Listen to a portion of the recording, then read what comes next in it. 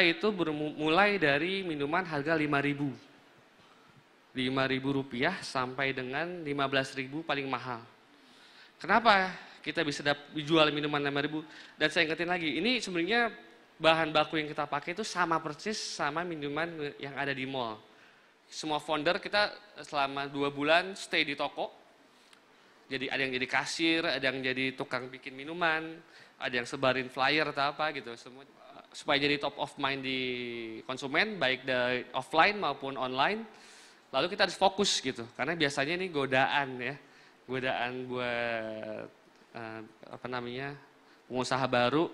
Begitu yang satu sukses, ada tawaran, oh bikin ini ya, bikin ini ya, bikin ini ya, bikin ini. Nah, saya nggak mau terjadi, karena itu terjadi pada sama mentor saya juga.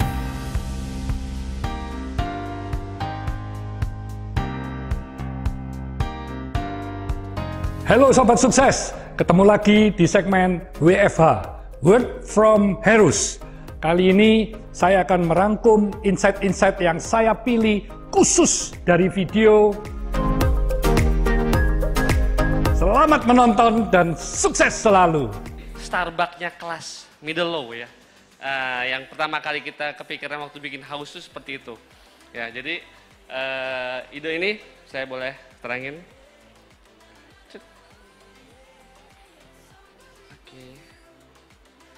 Nah, ini adalah salah satu sahabat saya. Kita sama-sama kuliah di Melbourne dulu. Jadi waktu kita kuliah di Melbourne, dia kerja jadi tukang cuci piring di McDonald. Ya, saya jadi cleaning service waktu itu. Nah, karena dia kerja di McDonald, dia bener tuh menguasai operasional tentang McDonald. Pulang ke Indonesia, dia bikin brand namanya Let's Go Chicken. Ada yang pernah dengar nggak? Kalau nggak salah udah ada di Surabaya, ya. Udah ada 30 atau berapa gitu di Alfamidi di Surabaya kalau salah. Dia total udah punya 200 sekian outlet dengan omset sampai 26 M per bulan.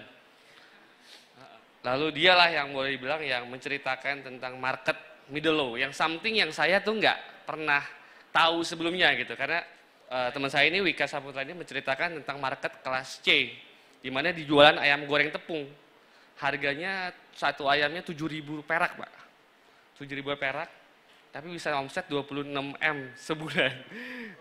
Dia bahkan sekarang udah punya peternakan ayam sendiri, pengolahan ayam, pembumbuan ayam, segalanya, pokoknya dia udah main ke hulunya lah, hebat lah. Nah, jadi saya itu dulu anak nakal, kerjanya main terus gitu, jadi nggak tahu mau jadi apa gitu. Nah, dari situ kebuka, oh enak, pengen jadi pedagang gitu kan. Pulang ke Indonesia, nggak dikasih izin sama orang tua, ibaratnya orang tua saya malah marah-marah, kamu udah dikuliahin mahal-mahal jauh-jauh, tapi malah kamu mau jadi pedagang gitu kan. Akhirnya saya malah kerja, nggak diizinin jadi pedagang, jadi kerja dulu di bank selama 3 tahun, saya kerja di Maybank. 2010 nggak kuat kerja kantoran, akhirnya orang tua saya kasihan sama saya. Yaudah deh, kamu jadi pedagang tapi dengan satu syarat, kamu harus jadi dosen. Karena saya ke Bandung jadi dosen di jurusan akuntansi Unpad sambil dagang. Situ saya jatuh bangun lah usaha dari mulai pabrik plastik, recycle plastik gitu kan. Baru 6 bulan nggak jalan, ternyata nggak sesuai passion. Buka warung makan, sewa kontrakan 2 tahun, baru setahun jalan rumahnya udah disita sama bank karena ternyata diagunin sama pemilik rumah dan dianya gagal bayar, saya diusir. Saya diusir, lalu sampai uang nikah pun nggak punya gitu kan, karena dipakai buat usaha. Akhirnya saya bikin ini usaha, saya nikah sama orang Padang. Karena di orang Padang, saya kepikiran bikin usaha rendang kemasan. Saya bikin rendang kemasan gitu, kerjasama sama, saya belajar sama dosen di teknologi pangan, gimana caranya bikin rendang awet. Akhirnya bisa tuh awet sampai 1 bulan. Pakai teknologi vacuum pack, segala gitu kan. Dikukus dengan benar. Jalan tuh, saya kirim, saya suruh mahasiswa saya di reseller gitu kan. Ayo kamu mau jadi dapat agak gitu kan. murid nakal, dosen nakal. Waktu itu lumayan buat pertama kali nyoba-nyoba bisnis ya. Omset sampai 600 juta sebulan waktu itu alhamdulillah. Lalu mulai masukin ke supermarket, ke Superindo, ke Gria, ke Carrefour, ke apa. Tapi saya nggak kuat itunya, pembayaran mundurnya gitu. Karena supermarket itu pembayaran mundurnya sampai 1,5 bulan. Cuma Gria supermarket yang berani 2 minggu setelah invoicing. Lalu saya pikiran, oh kalau gitu saya pengen punya bisnis cash nih, karena saya nggak pengen, bisnis saya kebetulan saya lagi belajar hijrah, jadi nggak pengen punya utang di bank, jadi saya sebisa mungkin bisnis cash gitu. Ketemu sama teman saya, Kang Rex. Kang Rex itu foundernya Abnormal. Pernah dengar? Kalau Abnormal masih belum pernah dengar ya. Ya, dia itu teman sama-sama di Bandung, dia ngajarin cara, kalau kamu mau gede, jangan single fighter, harus bikin organisasi. Karena Kang Rex itu sama teman-teman kampusnya ada 9 orang bikin organisasi CRP namanya Cipta Rasa Prima, jadi something yang besar. Makanya terbukti Abnormal bisa berlari dengan cepat karena organisasi pun solid. Saya teman-teman kebanyakan di Jakarta, di Bandung tuh boleh dibilang sisa teman-teman aja gitu. Jadi ya udahlah saya coba bikin organisasi dengan adik-adik kelas saya yang nggak keterima kerja di kantoran, jadi pengangguran. Saya rekrut. Tapi saya belajar, ternyata organisasi it's just not about a number of people, but the quality of people sangat berpengaruh. Walaupun waktu itu kita bikin usaha namanya Dino Donuts, donat shaping bentuk dinosaurus, bentuk huruf-huruf, sempat bagus juga omsetnya, sempat 900 juta sebulan, tapi untuk scale up nggak jalan karena komitmen orang-orangnya maupun quality orang-orangnya kurang. Nah, saya lihat, wah ini nggak akan bisa segede, bisnisnya nggak akan bisa segede yang saya impikan. Lalu saya mulai berpikir, saya harus cari organisasi dengan orang-orang yang lebih berkualitas. Nah, ini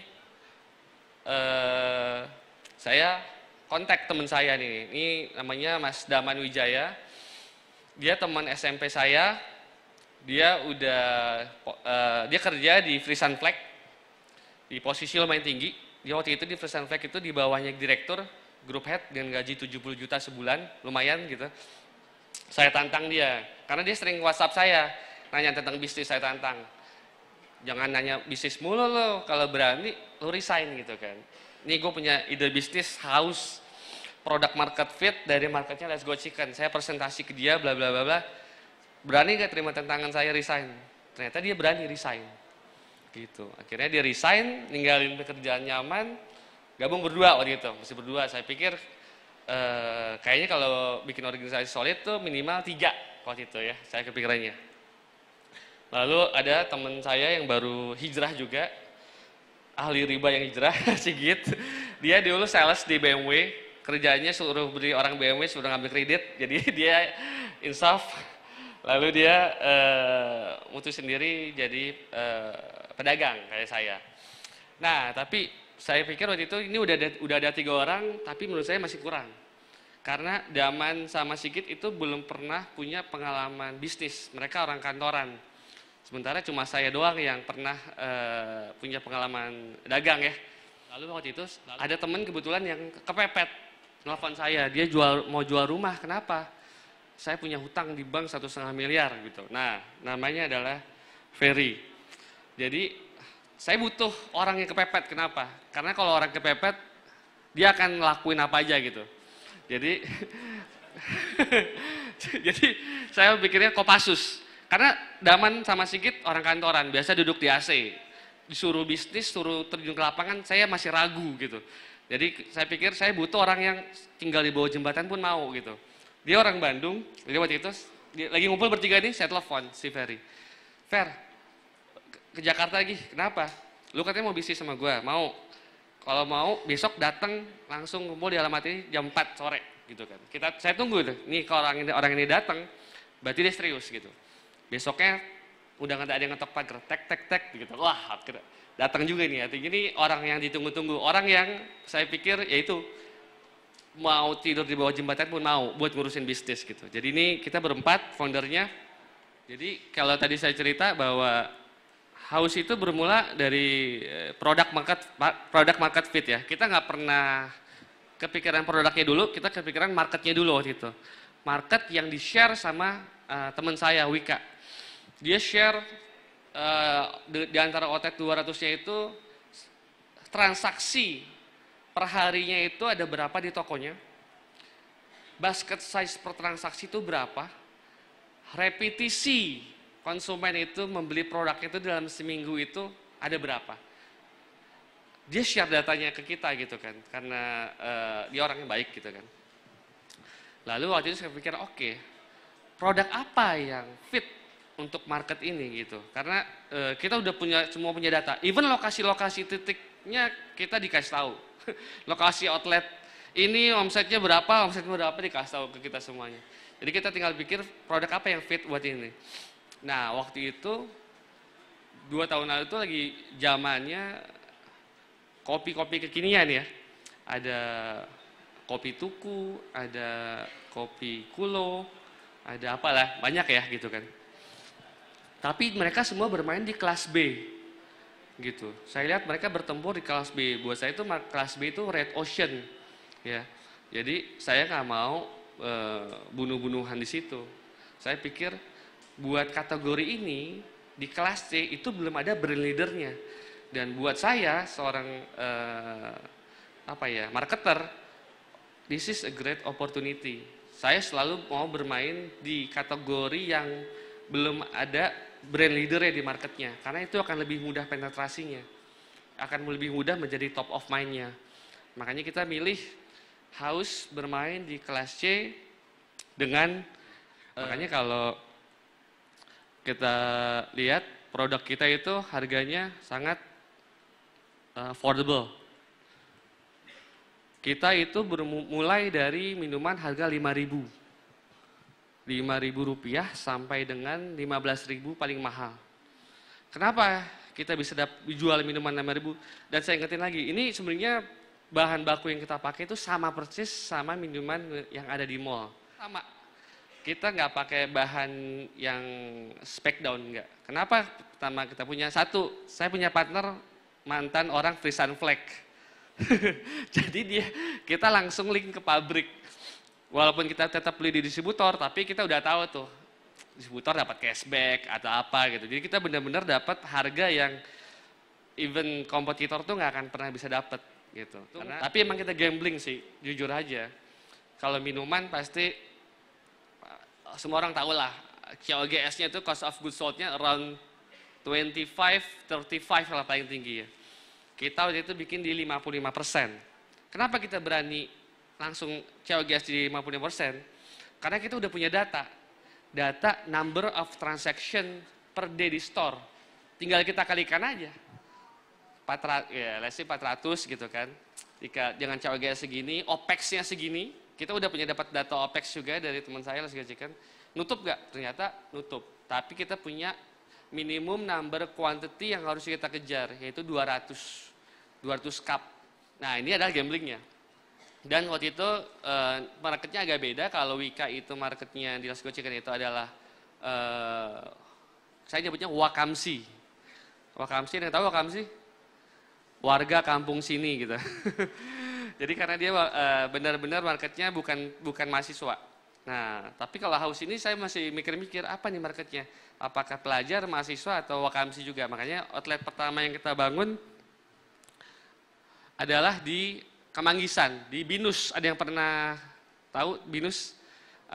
Di daerah Kemanggisan, Binus itu daerah yang padat dengan kampus, mahasiswa, tapi bersinggungan juga dengan wilayah padat penduduk. Dan kebetulan itu dekat sama SMA saya, jadi lokasi yang pertama kita pilih itu. Kita pengen tahu, karena itu ada basis pelajar yang padat maupun warga yang padat, kita pengen tahu ada berapa sih presentasi berapa yang mahasiswa, berapa yang warga. Karena kalau lebih banyak di mahasiswa, udah tentu pasti ini nggak sama Let's Go Chicken. Karena Let's Go Chicken itu banyak kan warga. Pasti kita akan milih tempat yang di tempat mahasiswa banyak berada. Tapi semua founder kita selama 2 bulan stay di toko. Jadi ada yang jadi kasir, ada yang jadi tukang bikin minuman, ada yang sebarin flyer atau apa gitu. Jadi semuanya harus ada di toko, dan sengaja saya pilih saya agak jahat sih waktu itu, saya pilih opening store-nya pas hari pertama hari pertama Lebaran. Kenapa gitu saya pilih itu? Karena bisnis is about commitment. Nah, kalau yang nggak komitmen, ya pasti setengah-setengah nih. Apalagi ini teman-teman saya baru belajar bisnis nih. Saya pilih, di waktu harusnya orang berkumpul bersama keluarga atau apa, ini saya pilih buka bisnis itu. Akhirnya si Ferry yang orang Bandung sampai ngerayain Lebaran di rumah orang tua saya, si Daman yang harusnya berkumpul sama keluarga malah buka toko gitu. Itu uji komitmen. Nah itu 14 Juni 2018 kita buka pas hari Lebaran dengan target omset waktu itu sebenarnya kita desain house itu dengan omset 4 juta saja. Ya, karena dapat data dari Let's Go Chicken. Let's Go Chicken itu omset average per day-nya 4 juta sampai 5 juta. Lalu kita desain infrastruktur dengan capex around 150 yang kita sesuaikan untuk payback periodnya sesuai dengan psikologi orang payback period itu di around 1,5 tahun waktu itu. Tapi ternyata begitu kita mulai jualan itu dengan cepatnya kita mencapai omset 13 juta sehari dengan toko yang tadi sekecil tadi, ya. Toko yang kita desain untuk 4 juta sehari ternyata mendatangkan traffic 13 juta sehari. Dan kita analisa selama 2 bulan pertama, itu 60% yang beli adalah wakamsi, warga kampung sini. Bukan mahasiswa. Karena mahasiswa begitu lihat ramai takut. Karena ramai banget. Yang beli itu, ya, apa namanya, kita nyebutnya bocil-bocil, anak-anak kecil gitu. Kita nyebutnya. Jadi kalau di sini ada yang pernah tahu cappuccino cincau nggak? Iya, ada. Kalau di Jakarta itu berapa tahun lalu tuh sempat hits. Jadi kita sebutnya ini bocil-bocil capcin. Bocah kecil cappuccino yang biasa beli cappuccino cincau 5.000 tuh beli haus nyerbu karena dengan harga yang sama mereka dapetin satu produk dengan value yang mereka nggak pernah dapetin. Karena ini selama ini mereka cuma bisa lihat ini ada di mall gitu. Tapi sekarang ini dekat dengan lingkungan mereka dan ini sesuai dengan share walletnya mereka. Akhirnya ya boleh dibilang dalam 2 bulan itu kita mencapai omset 3 kali dari yang kita targetkan. Lalu saya udah bikin strategi dari awal ke teman-teman. Guys, ini kalau ini berhasil pasti yang lain akan copy paste. Biasalah itu hukum bisnis di Indonesia ya, ada satu yang jalan pasti akan copy paste. Jadi cara kita untuk jadi top of mind, kita harus berlari kencang.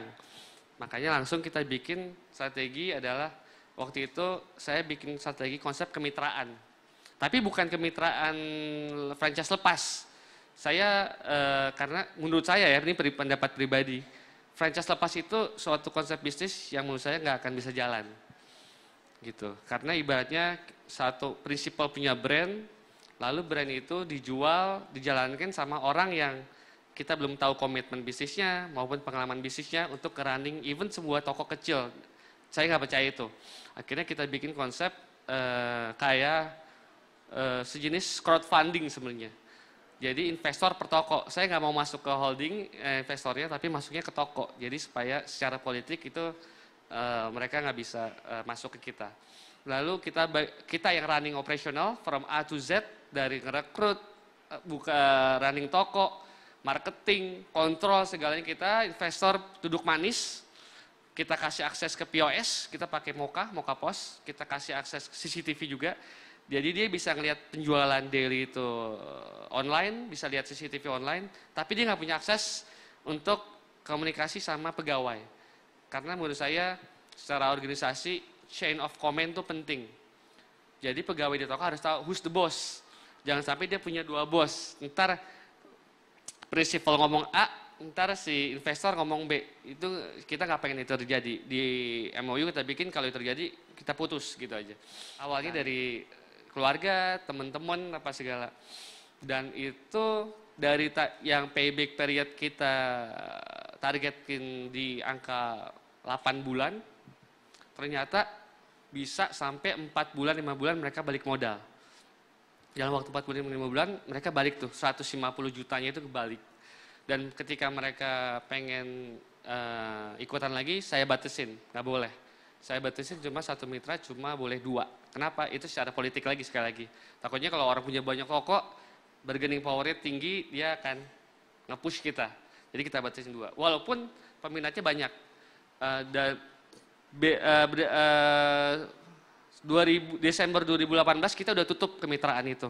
Karena secara cash flow kita udah bisa buka toko sendiri untuk sebulan kita buka 8 toko dengan uang sendiri udah bisa. Jadi kita udah stop kemitraan. Supaya jadi top of mind di konsumen, baik dari offline maupun online, lalu kita harus fokus gitu. Karena biasanya ini godaan ya, godaan buat pengusaha baru, begitu yang satu sukses, ada tawaran, oh bikin ini yuk, bikin ini yuk, bikin ini yuk, bikin ini. Nah, saya nggak mau terjadi karena itu terjadi pada sama mentor saya juga, gitu kan. Ada teman saya ya yang ya dengan CRP grupnya itu terlalu banyak bisnis yang di handle, akhirnya kewalahan juga. Akhirnya dia pun mutusin cuma jalanin 2 aja gitu, abnormal dan bakso bujangan, sisanya dilepas. Jadi saya belajar dari pengalaman dia, kita fokus di AUS saja gitu. Bisnis minuman menurut kami itu kayak fashion.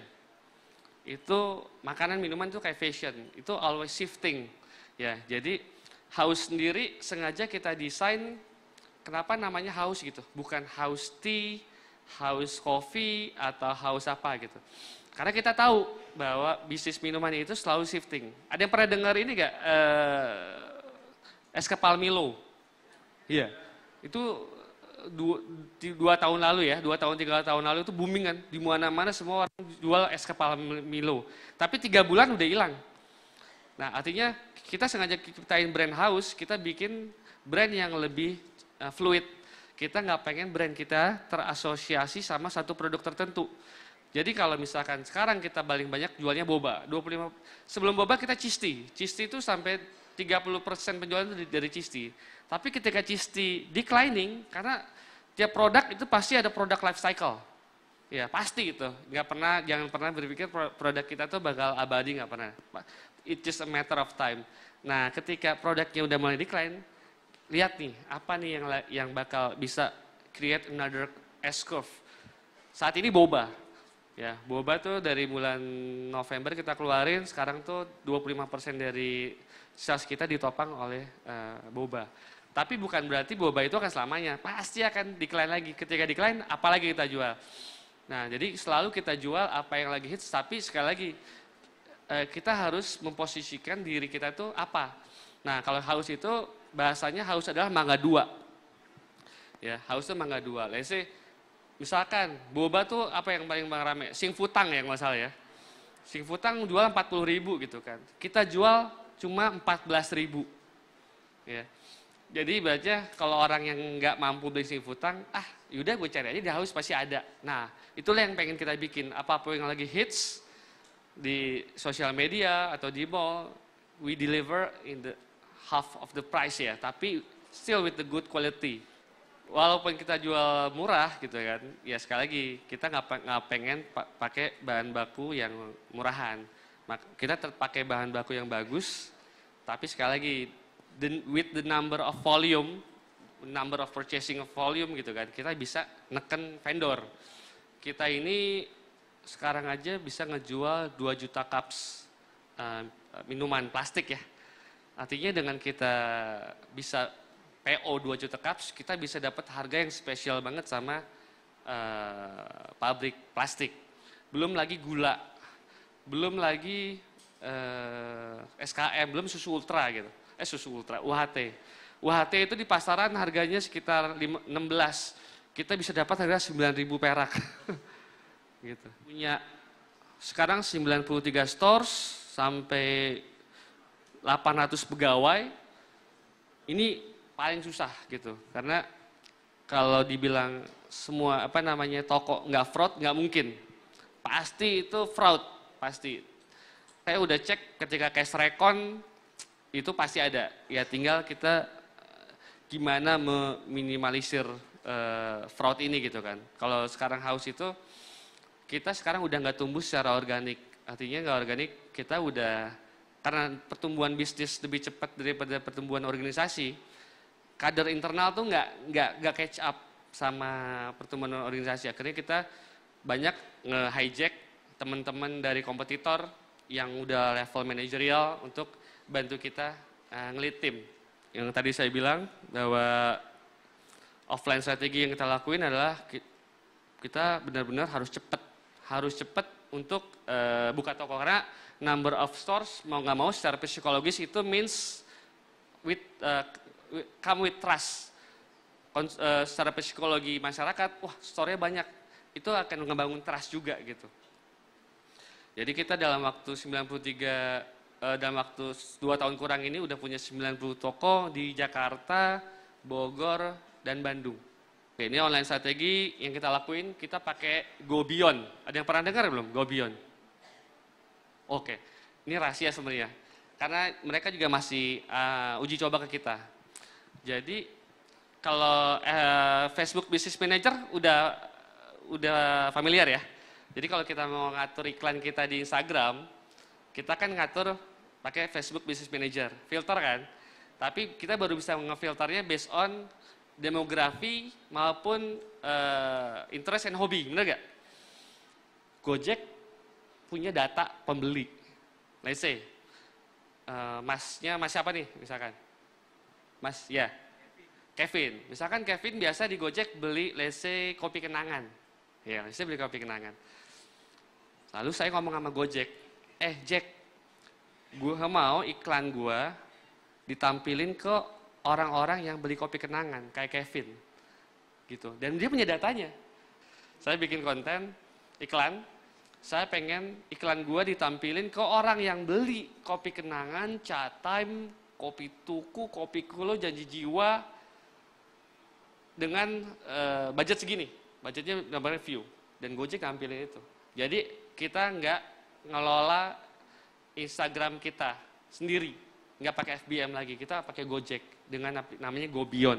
Ini kalau juga kita banyak pakai fasilitasnya GoFood sama GrabFood, karena kita ini sendiri 58% penjualan udah dikontribusi sama mereka, gitu. Nah ini kita pasti pakai Key Opinion Leader, ini penting juga buat market kelas ini gitu. Kita ngendorse ya tahu sendiri ya, ada Next Carlo, Tan Boy Kun, ada Magdalena, itu sangat efektif sih kalau menurut saya. Oke. Yang target jangka panjang kita yang kita tuju sebenarnya kita nggak mau compete sama kopi kenangan, sama kopi kulo, sama janji jiwa dan lain-lain. Kita nggak mau compete sama mereka karena ini yang kita tuju. Chillernya Alfamart, Indomart gitu. Karena dengan harga yang 5.000 sampai 15.000, kita ada di harga price range seperti ini. Ada 90 triliun per tahun, 70% air mineral, itu ada Cleo gitu. Kita nggak main Pak, takut saya. Saya di 30%-nya aja Pak, gitu. 30%-nya aja ada tea, kopi, minuman soda, 30% pun equal ke 27T, dan kita nargetin ngambil 10% dari situ. Target kita ada 2,7T, kita baru, ya kalau 20M gitu kita dikaliin 12, kita udah sampai 200M. Masih ada 90% lagi yang mau kita kejar. Ayo Sobat Sukses, tonton kumpulan inspirasi terbaik di YouTube channel Hermanto Tanoko yang akan tayang pada hari Rabu dan Sabtu pukul 18.00 WIB. Please like, subscribe, komen, share, dan aktifkan lonceng notifikasi YouTube channel Hermanto Tanoko untuk bisa menyaksikan berbagai cerita inspiratif dari tokoh-tokoh yang luar biasa. Stay humble, stay positive, stay on fire.